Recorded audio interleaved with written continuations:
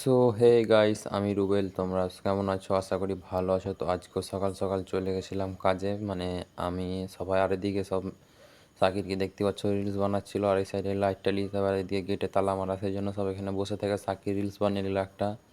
তারপরে কাজে আসার পরে গেট তালা খোলা একবার ডাইরেক্ট একদম চলে এসেছিলাম সিমেন্ট বয়ে, কোনটা মশলা মাখবো সেই জায়গাটা তোমাদের দেখাচ্ছি। চলো কতটি মশলা মাখবো। আজ এই যে এই বালিটার পুরো মশলা লেগে যাবে, আর ওদিকে ঢালাই হবে, আর এদিকে মশলা মাখা হয়ে গেছে। তো মশলা মাখা হয়ে যাওয়ার পর দিয়ে গাড্ডা করে নিয়েছিলাম। তো গাড্ডা করার পরের দিকে পানি চালু করে দেওয়া আছে, আর আমি আর সাকির ওদিকে আবার পাথর ফেলতে লেগেছিলাম। তো পাথর ফেলা হয়ে যায়, আবার সাকির ওপরে পানি ছিটাচ্ছিল, আর এই যে ওদিকে পুরো এটা ঢালাই হয়ে যাবে আজকে, ওই ফুটা হলো ওদিক পর্যন্ত।